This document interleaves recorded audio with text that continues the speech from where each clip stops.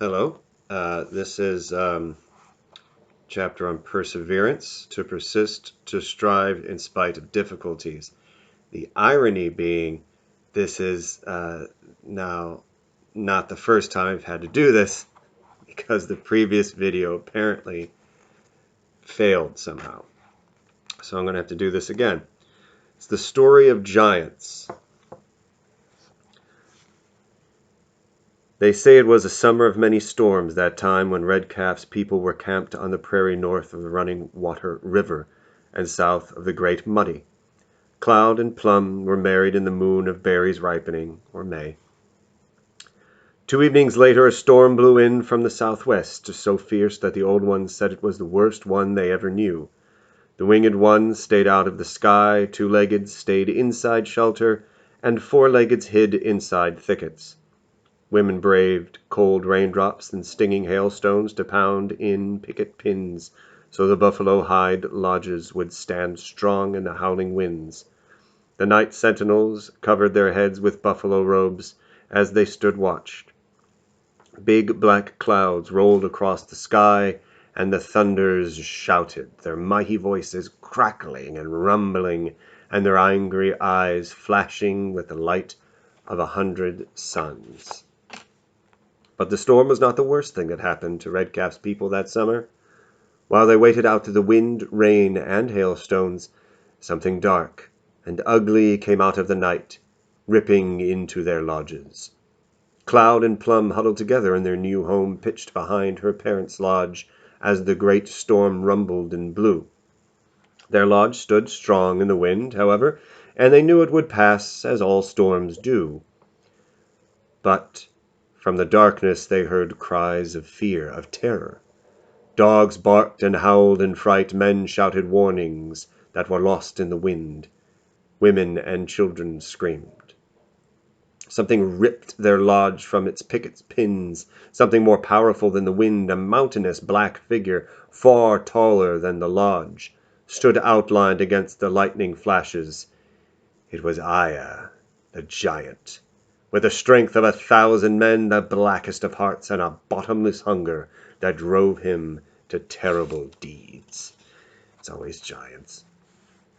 The hand, larger than a grown man, reached in and snatched Plum away from Cloud, like someone plucking a new leaf. Before Cloud's unbelieving eyes, the hand tossed the struggling Plum into a mouth like a large hole in the ground, and she was gone. He was shocked and couldn't move as Aya tore apart the village to satisfy his ravenous hunger.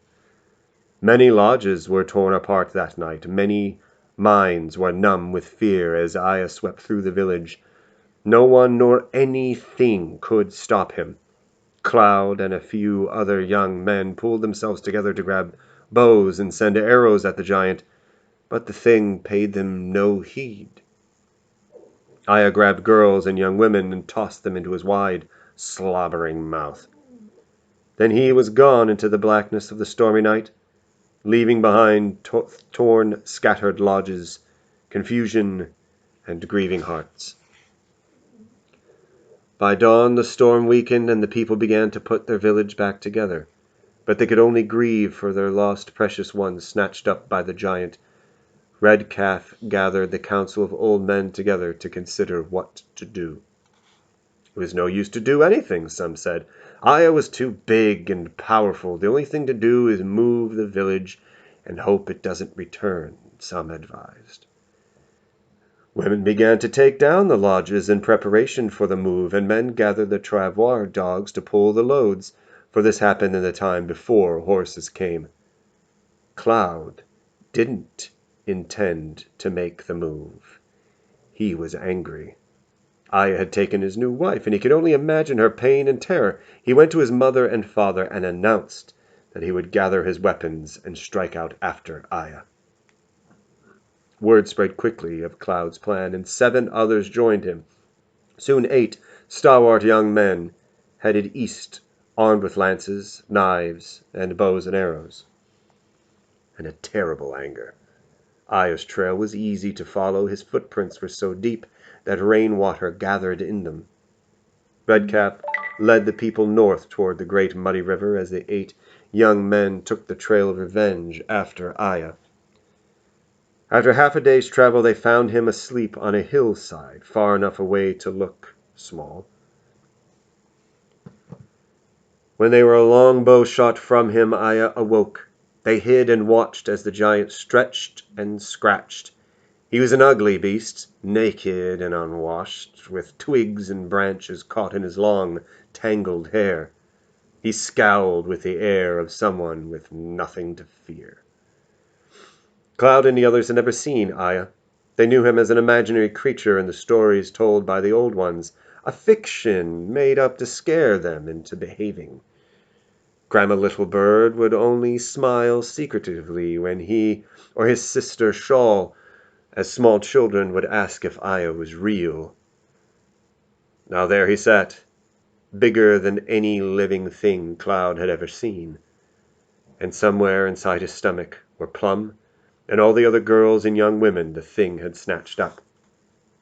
Cloud had never felt so small. He was a fine hunter, helping his father to keep his family fed and clothed since he was 12 winters old. He already had a good reputation as a fighting man, a warrior, but on the hunt or the warpath he had never faced anything like Aya. His cousin Black Fox asked the question on all their minds. How will we defeat such a thing? No one could answer. We will think of something, was all Cloud could say. Aya rose and walked eastward, flattening everything in his path. Rabbits, deer, and antelope scurried out of his way, and the birds in the air flew away from him. They followed him the day long, until the giant stopped at dusk to sleep in a gully. They could hear him snoring. The young men made camp without fire so not to attract Aya's attention. They rested and ate wasna pemmican, and talked in whispers, not knowing how sharp his ears were. Cloud suddenly thought of a way to kill him. We will trap him, he announced. How can we trap him? Fretted Slow, who worried about everything. He is stronger than all the men in the village put together. True, agreed Cloud, but he has a weakness. In the stories he's always hungry, remember? That is his weakness. We will use it to trap him. We will offer him food. You are crazy, retorted Slow. We are his food. Will you offer one of us? Yes, replied Cloud patiently. I will offer myself. I will get him to chase me, and will lead him to the trap. What trap? A hole. A hole in the ground that we will dig. You are crazy, said Yellowhawk. How can we dig a hole big enough for Aya? Do you care for your sister enough to try? Asked Cloud. Do you want me to end her suffering and take her home? Me, I want my wife back. I will do what I must because I do not want to live without her. Through the night they talked about Cloud's idea. 6 would dig a hole while 2 of them, Cloud and 1 other, would decoy Aya and lead him to the trap. When the new day dawned, they went forth with determination.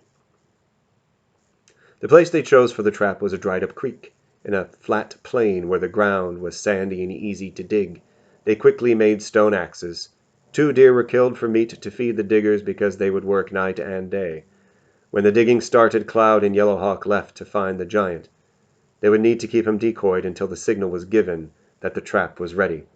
Then they would lead him into it. They thought Aya was dim-witted and counted on that to help them, but something else turned out to be more helpful. They found him easily when they went downwind of him. Aya smelled bad because he never bathed and could be located at great distances when the wind was right. Slow and the others dug and dug. The thought of their loved ones suffering inside Aya's stomach gave them strength. Dirt piled up both sides of the trench as they dug deeper and deeper. Aya slept for most of 2 days. After awakening, he wandered aimlessly across the prairies. Everywhere he went, the animals and birds fled from his path. Days and nights passed. The diggers worked without rest. Out on the prairie, Aya suddenly set out with long strides. Cloud and Yellowhawk ran to keep a pace. They had to do something to stop him. After sunset, they built a fire to attract his attention. When he came to it, they built another, bout and arrows cast away. Using that simple trick, they were able to lead him back to the west. Each time he came to one fire, they stole away into the darkness to build another. In the daylight, they made heavy smoke by piling green grass on the fires to attract his attention. All went well for a time until Aya spotted them. Dim-witted though he was, he did have keen eyesight. With a roar of surprise and anger, he stumbled after them. The ground shook. Aya's feet were like boulders crashing to the earth. One of his stride was 20 of theirs. Yet they were able to stay away from him, sometimes going in opposite directions to confuse him. It was a dangerous game that went on and on. Cloud and Yellowhawk grew tired because they could not eat or rest. They shouted encouragement back and forth, reminding one another that they must save their women. Back on the prairie, the trench was growing deeper. Slow and the others worked their fingers and knuckles bloody. They broke several stone axes and made new ones. They used knives and lance points, too. Of course, they had no way of knowing how it was with Cloud and Yellowhawk, or if the ugly giant could be lured into the trap. But they kept digging, even as several sunrises and sunsets rolled by. No one slept, because they thought of their women inside the ugly giant's stomach was enough to make them dig harder and harder. Slow measured the depth of the trench, and found it to be as deep as 5 men standing atop one another. It was finished. Now it was time to signal to Cloud and to Yellowhawk. They gathered driftwood from the nearby creek and dried brush from the grove to cover the trench. Then a large pile of dried wood was arranged atop one ridge of dirt and set ablaze, the signal for Cloud and Yellowhawk. Aya was sleeping again, which was good because Cloud and Yellowhawk needed to rest and eat.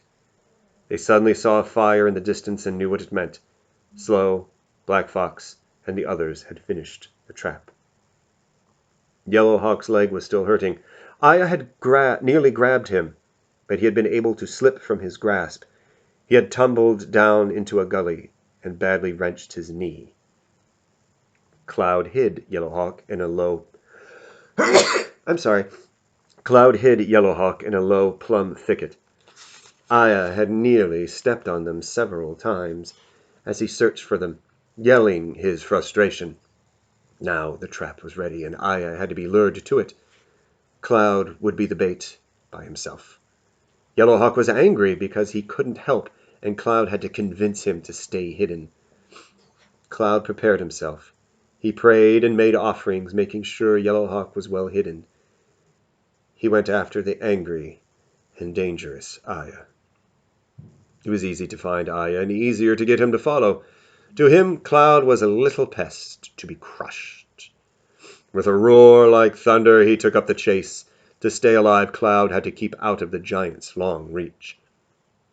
The chase continued through the day. Cloud was tiring, but the thought of Plum inside the giant gave him courage. From the top of the rise, he could see the enormous piles of earth thrown up by Slow and the others. Aya was growing tired also, but he kept going because he was hungry. Cloud led him across the prairie and toward the mouth of the trench. Slow and his companions saw Aya approaching and hid. If the ruse worked, and Aya fell into the trench, they had to loosen the abutments that would collapse the mounds of earth into the trench. Closer and closer Aya came, looming larger and larger. Then they saw a figure running before him.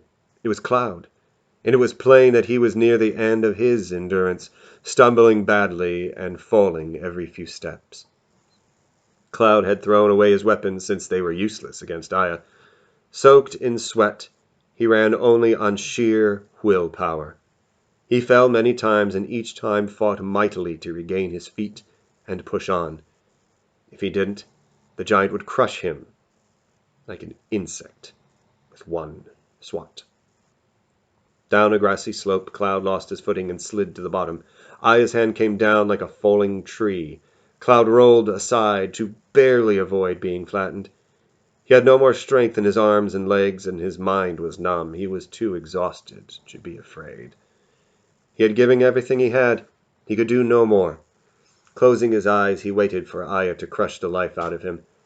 Then he saw Plum in her wedding dress, the soft smile on her beautiful face, her dark eyes full of hope and love. He saw two small children, a boy and a girl, playing along the banks of the smoking Earth River. Cloud knew that the images he saw were his dreams, dreams inspired by Plum. Somewhere deep within he found a pebble of strength, one last spark of hope to save Plum, to make their dreams come true. With a bellow of rage, like a newborn's cry of life, he rolled away from Aya's outstretched fingers and leaped to his feet. The ground shook as Aya lurched forward. Cloud somehow made his legs move and led Aya toward the covered hole he knew was there. Slow and the others watched, barely breathing, as the giant, kicking up clods of dirt, lumbered toward their hiding places. Cloud saw the brush over the opening and knew he had to carefully place his feet. Behind him, Aya's mouth, nearly as wide as a lodge, was curled into a snarl, his yellow teeth bared and his long black hair swirling about like black smoke. Cloud was halfway across the covered trench when he heard Slow's shout of triumph, quickly drowned out by Aya's cry of surprise and a loud cracking. He flung himself off the brush covering, barely a heartbeat before it gave way. Aya was far too heavy for the brush covering. He broke through it and down into the trench. Aya fell to the bottom with a great thud and was caught firmly in the hole.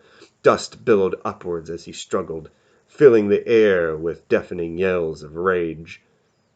Slow dragged Cloud to safety and signaled Black Fox to collapse the abutments holding the dirt piles. The dirt slid down into the trench. A huge cloud of dust rose upward. Aya's roars turned to frightened whimpers. His free arm reached up, and one hand clawed at the edge of the hole. His legs were caught firmly, and he could not free himself. He struggled with all his might, coughing as dirt covered his massive head. Soon his struggles weakened, and he coughed no more. His leg twitched a last time, and a silence fell over the land. A limping yellow hawk appeared, and all young men stood gaping at the dead giant. Somehow they had defeated it, but there was no joy, no feeling of victory. Grabbing a knife, Cloud jumped down into the trench and began to slice open Aya's stomach. By no means was it a pleasant task. Foul air and greenish-yellow slime leaked out. Cloud yelled for help as he reached in and pulled out the body of a girl covered in slime, more dead than alive. But she was alive. There was hope for the others. With a yell of triumph, the 7 other young men jumped down into the pit as Cloud enlarged the opening and found more bodies. All the young women and girls were still alive, but barely. The young men pulled them out of the giant's stomach and hauled them out of the trench, and then quickly to the nearby stream. In its cool waters they were gently revived and cleaned. Plum regained her senses and felt her husband's gentle hands washing her face, and wept for joy. There were many tears of joy that day. The young men filled in the hole to cover Aya's body, and the dirt piled higher and higher until it became a long ridge. In time, grass and cactus grew on it. Cloud and Plum grew old together. They raised 2 children along the way, a boy and a girl, and treasured the laughter of several grandchildren. Cloud wore the blue blanket of headman for many winters after accepting it from old Redcalf. The people followed him because they knew him to be wise as well as brave. On stormy summer nights, Plum would gather her grandchildren and tell them the story of a terrible and ugly giant. The little ones would ask Grandma Plum if giants were real, and she would only smile secretively. So would Grandpa Cloud. It was so long ago, that summer of many storms, in the days before the coming of the horses. Plum, Cloud, Yellowhawk, Black Fox, and all the others live only in stories now. The same is true of Aya. But there is a long ridge, covered with grass and cactus, running east to west. Many people drive by it every day. To most, it's only a long hill. A few of us, though, still remember the story of how Aya was defeated They know that the ridge is his grave, but in our hearts we think of it more as something built by love, courage, and perseverance, and by giants.